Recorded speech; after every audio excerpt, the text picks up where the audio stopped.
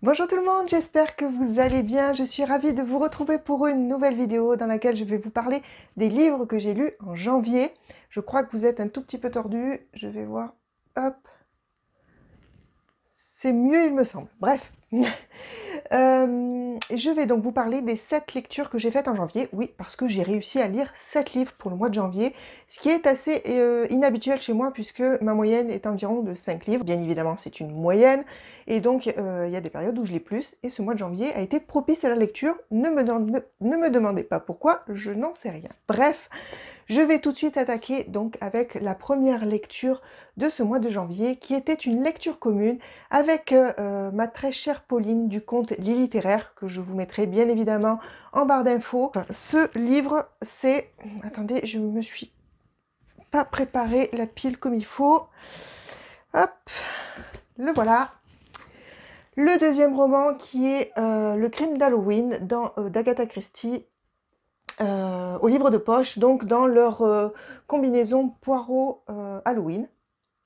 Voilà, donc c'est un roman qui regroupe un livre, pardon, qui regroupe 2 romans, je vais y arriver. Et je vous avais parlé, pardon, du premier roman Le Vallon dans mon précédent point lecture. Je vous invite à aller voir si ça vous intéresse. Et dans ce second roman, on suit toujours Hercule Poirot. Cette fois, il va être amené par une de ses amies écrivains à enquêter sur le meurtre d'une jeune fille qui a lieu pendant une fête d'Halloween. Alors on retrouve ici un Hercule Poirot qui mène l'enquête, contrairement au roman du Vallon que j'ai lu précédemment, où là on s'attardait vraiment beaucoup sur la psychologie des personnages et très très peu sur l'enquête finalement. Donc là on revient vraiment aux premières amours de Agatha Christie, c'est-à-dire un Hercule Poirot qui va à la rencontre des gens, qui pose des questions, qui se creuse les méninges. Sauf que, à l'inverse de l'autre roman, on n'est pas du tout dans la psychologie des personnages, et du coup, ben, on ne comprend pas forcément leur motivation, même à la fin.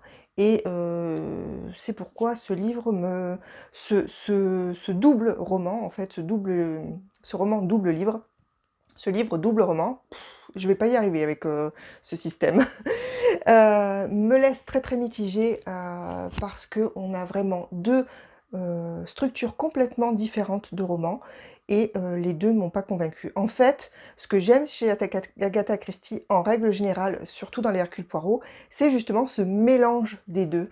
Un peu de psychologie de personnage, un peu de l'enquête Hercule Poirot sur le terrain, et ça fait ce bon mélange que j'aime beaucoup sur les romans d'Hercule Poirot. Là, c'était soit l'un soit l'autre, donc ben, ces deux romans m'ont pas particulièrement plu, et c'est pas ceux que je retiendrai, j'en garderai certainement pas un très grand souvenir. Ensuite, j'ai enchaîné par une lecture qui me tentait depuis très longtemps. Elle rentrait dans le cadre de mon Frosty Challenge. C'est Je suis Adèle Wolf pardon, de Ryan Granding aux éditions du Masque. Alors j'ai lu du coup, je vais vous présenter les deux à la fois puisque je ne vais pas pouvoir vous parler tellement du tome 2. C'est une duologie et j'ai enchaîné du coup les deux tomes. Dans ce roman, on suit, alors je ne me rappelle plus son prénom, Yael.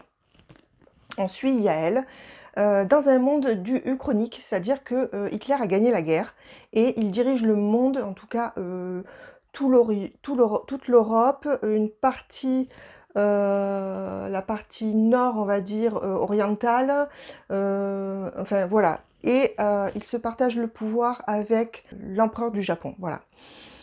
Bien évidemment, on est toujours dans un monde où ben, le but ultime de Hitler, c'est de promouvoir la race aryenne et de se débarrasser de tous les autres.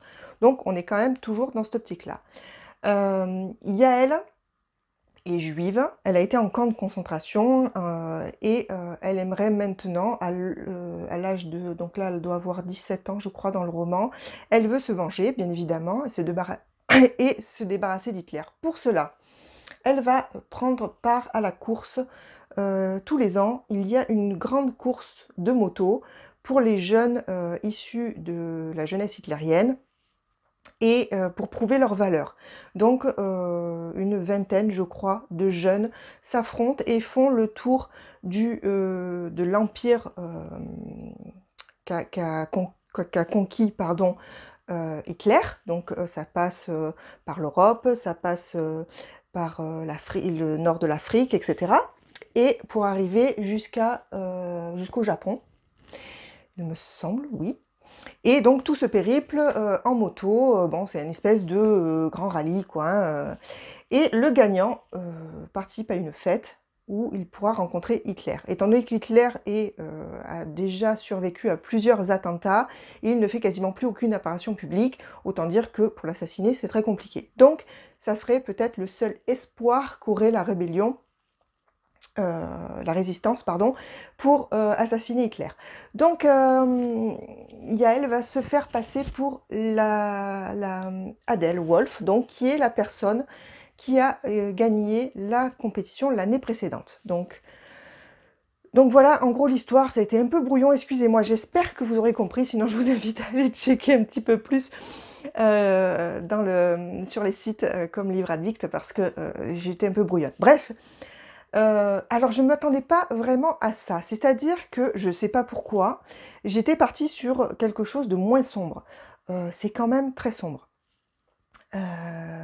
Déjà, on commence l'histoire dans un camp de concentration, donc forcément, avec tout ce qu'on connaît, hein, donc là c'est plutôt réaliste, il me semble, et donc forcément c'est assez dur. Tout de suite on est dans le bain, et donc je sais pas pourquoi je m'attendais pas tellement à quelque chose d'aussi sombre. Après, je me suis très rapidement attachée à Yael, tout simplement parce que j'ai beaucoup d'empathie pour elle, toutes les épreuves qu'elle a dû endurer dans sa jeunesse. Et du coup, forcément, on est à fond derrière elle. Elle agit vraiment dans le seul et unique but de se retrouver face à Hitler pour pouvoir l'assassiner. Elle a été conditionnée pour ça, elle a été formée pour ça, et donc, elle n'est pas très sympathique, entre guillemets, on va dire, c'est-à-dire que dans son périple, bon, elle va faire connaissance avec certains autres personnages, et elle est prête à tout, même à les sacrifier pour arriver à son but. Sauf que, bien évidemment, elle a un cœur, même si elle en doute, et finalement, ça va pas être si facile que ça de sacrifier les gens. Bref, j'ai beaucoup aimé cette histoire. Vraiment, c'était très très prenant. Le tome 1 comme le tome 2. La fin m'a déchiré le cœur, mais c'est la fin qu'il fallait. Elle colle parfaitement à l'univers, elle colle parfaitement au roman et au message qu'il envoie. Et voilà, même si ça a été dur, j'ai adoré et j'ai trouvé ça tellement à propos et tellement bien fait que je peux que vous conseiller cette duologie. C'était vraiment super.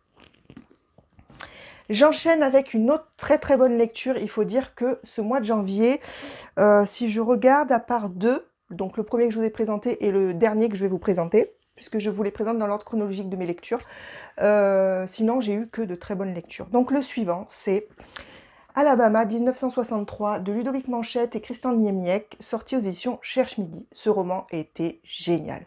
Alors, on est en Alabama en 1963, donc l'esclavage a été aboli, bien sûr, mais il reste toujours ce fond de ségrégation et on est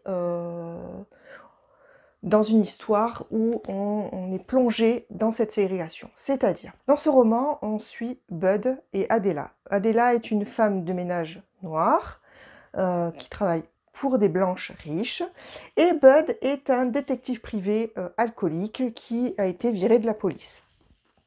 Ces deux-là vont se retrouver ensemble à enquêter sur le meurtre de petites filles noires. Ah, j'ai mon marque-page qui tombe. En fait, voilà, on découvre le corps de plusieurs petites filles noires, Et la police n'a pas l'intention plus que ça de s'occuper de ces meurtres, ni de chercher qui en est responsable. Tout ça, c'est des histoires de noirs, enfin voilà. Donc le papa d'une des petites filles qui a disparu va demander à Bud, en tant que détective privé, d'enquêter sur la disparition de sa fille. Bud est plutôt raciste, en tout cas au début du roman. Donc en fait, s'il prend cette affaire, c'est tout simplement parce qu'il a besoin d'argent. On voit tout au long de l'histoire qu'au début, il n'est pas très professionnel et que voilà, lui, tout ce qui l'intéresse principalement, c'est d'encaisser les pognons. Adela va se retrouver à faire le ménage chez elle. Et Bud, en entamant quand même l'enquête, hein, parce que il fait quand même un minimum syndical, on va dire, il va se retrouver face à des portes closes, puisque les Noirs ne veulent pas lui ouvrir leurs portes pour répondre à ses questions. Donc il va demander à Adela de l'accompagner pour l'aider à obtenir des informations, tout simplement. Donc ça va être un duo assez improbable, un duo qui va être regardé, montré du doigt, mais petit à petit, il va se passer quelque chose entre ces deux personnages. Clairement, Adela porte le roman. C'est un personnage fort, qui cache pas ses mots, qui nous montre qu'on peut garder la tête haute malgré tout ce que les Noirs subissent à cette époque. À côté de ça, j'ai trouvé que l'enquête était un peu une excuse, en fait, pour raconter une histoire dans cette époque-là. Parce que on est vraiment plongé dans la ségrégation au quotidien. C'est-à-dire, les Noirs ont leur propre laverie. Les Noirs n'ont pas le droit d'aller dans certains parcs. Les Noirs doivent être debout au fond du bus, même si des places sont libres, assises devant, et qu'ils sont âgés ou quoi que ce soit. Non, ils sont au fond, assis debout au fond du bus. Voilà, il y a tout un tas de choses comme ça, du quotidien, alors que tout le monde trouve presque normal, on va dire, c'est-à-dire que même parfois, Adela s'étonne parce qu'elle va avoir, par exemple, une nouvelle patronne qui va accepter qu'elle rentre dans la maison par la porte principale, alors que c'est juste improbable, la femme de ménage rentre par la porte de derrière, normalement. Donc même elle va être choquée, alors que, voilà, il n'y a pas de... Enfin, je veux dire, aujourd'hui, ça ne nous viendrait pas à l'idée. Mais voilà, même de leur côté, du côté des Noirs, certaines choses du quotidien ils trouvent ça presque normal, en fait. Voilà, c'est comme ça et c'est pas autrement.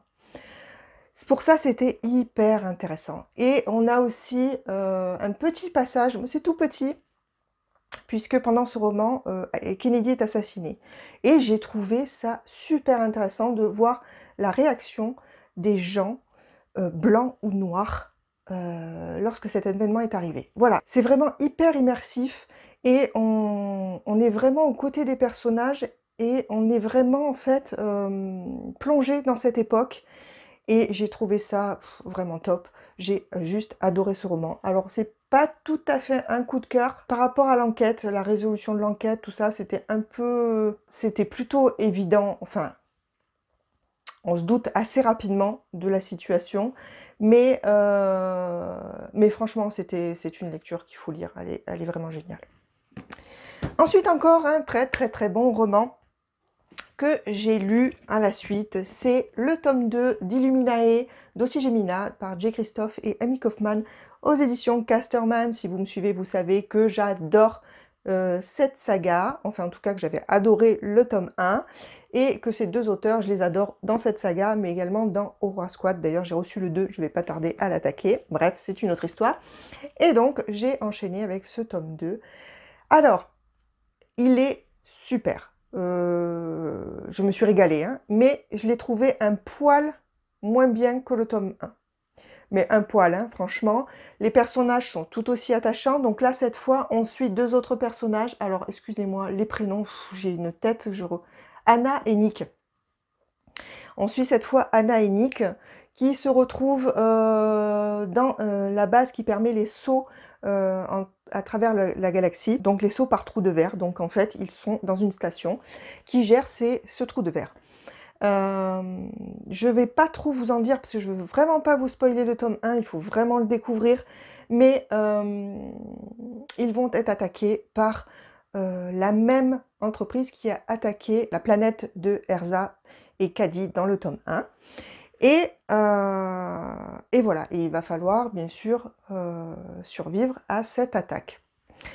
Comme dans le tome 1, on se retrouve avec une présentation, voilà, avec des pages noires, des échanges de mails, des conversations instantanées. Il y a même des petits dessins, alors je ne sais pas si je vais vous en trouver un, parce qu'on a aussi des pages du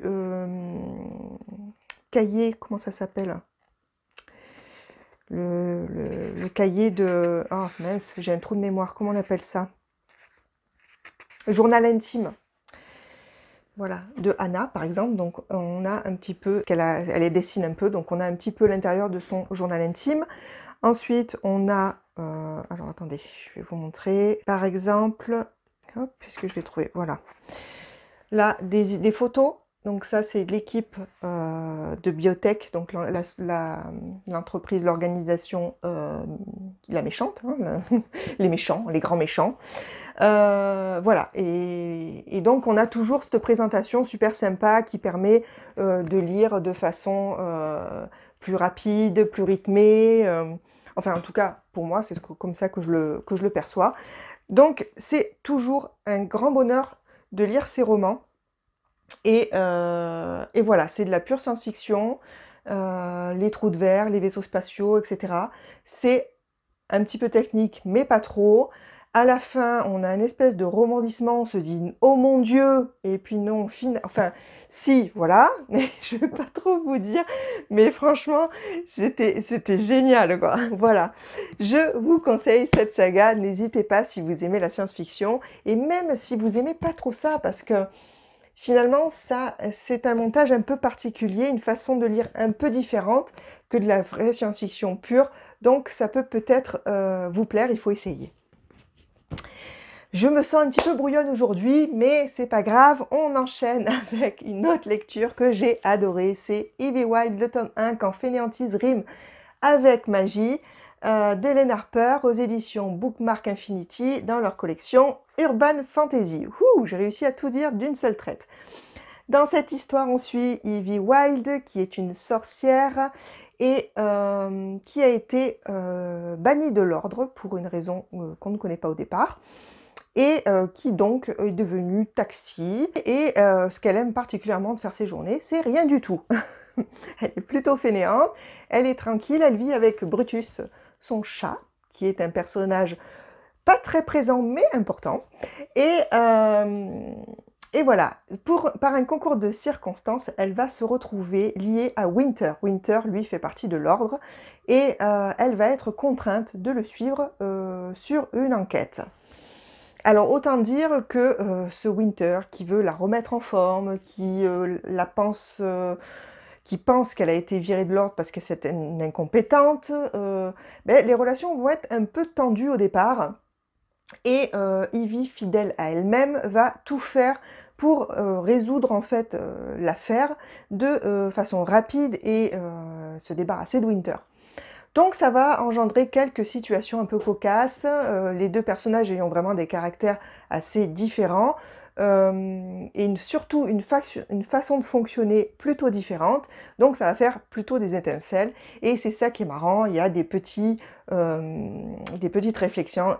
réflexions amusantes. Evie malgré tout est un personnage qui ne se laisse pas faire, qui a du répondant, qui a un caractère de cochon, il faut le dire, et qui est forte, mais qui a quand même au fond d'elle quelques failles que Winter petit à petit va découvrir, et cette relation a été attendrissante, amusante sur certains côtés, attendrissante sous d'autres. Et on voit bien que ce couple va faire des étincelles dans les prochains tomes, puisque cette série a 3 tomes, plus un tome compagnon, je crois, sur Noël. À chaque fois, je le dis, mais faudrait que je vérifie pour vous dire des choses dont je sois sûre. Mais en tout cas, eh ben, écoutez, si vous aimez l'urban fantasy, il n'y a pas de scène de... hein, c'est plutôt vraiment la partie action, la partie enquête, la partie relation entre les personnages qui est privilégiée dans ce roman. Et c'est ça qui m'a beaucoup plu. Donc voilà, foncez.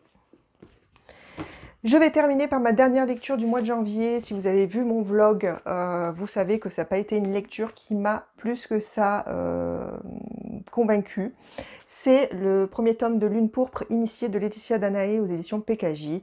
Donc là, on suit Lily qui, à l'âge de 10 ans, quitte son village parce qu'elle a des pouvoirs et que le roi veut se débarrasser de tous les gens qui ont des pouvoirs. Donc, pour pas être dénoncée, vu que ça fait quand même 10 ans qu'elle cache son secret et qu'elle a peur qu'il soit éventé, enfin surtout son père, donc elle va devoir quitter son village et rejoindre en fait le clan, on va dire, de la rébellion, qui souhaite justement pouvoir libérer tous les personnes avec des pouvoirs.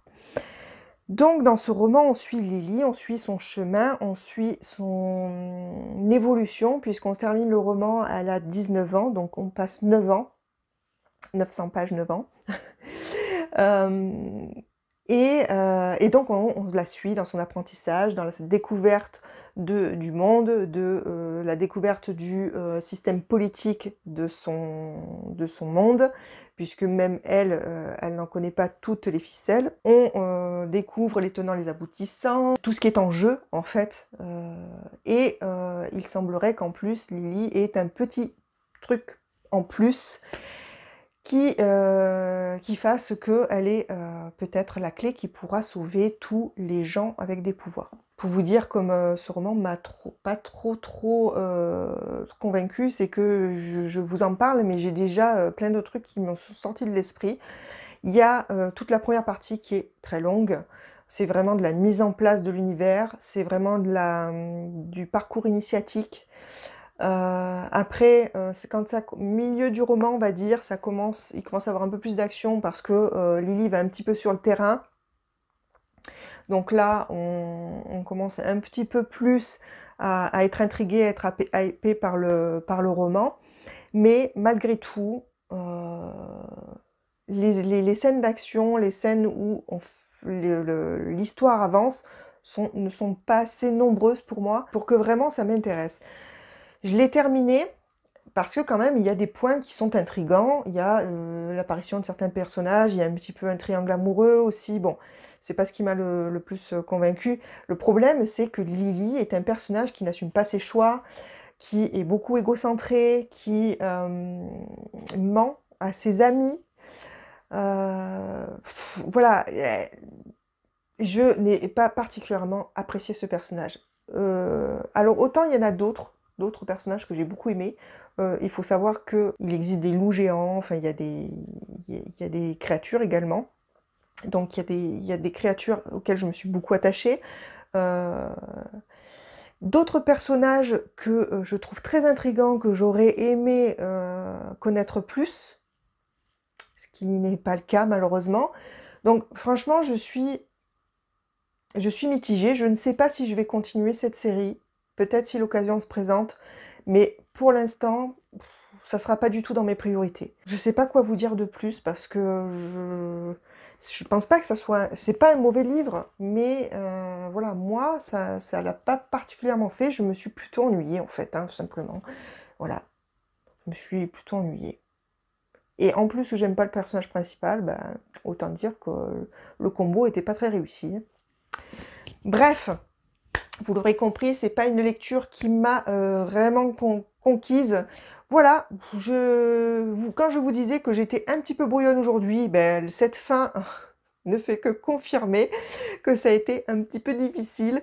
Je ne sais pas si vous avez lu ces romans, n'hésitez pas à me le dire, s'ils vous ont plu, notamment ceux qui ne m'ont pas plu à moi, parce que je serais ravie de pouvoir confronter nos avis. N'hésitez pas aussi à me dire ce que vous avez lu pendant ce mois de janvier, ce qui vous a particulièrement plu et que vous me conseillez, puisque comme vous le savez, j'adore ajouter des livres à ma wishlist, qui ne fait que s'allonger grâce à vous, et c'est ce que j'aime particulièrement, donc surtout n'hésitez pas. J'espère que cette petite vidéo vous aura plu. Je crois qu'elle a été un petit peu longue, j'en suis désolée. Je vous souhaite une très bonne journée, de très belles lectures et je vous dis à très bientôt pour une prochaine vidéo. À plus!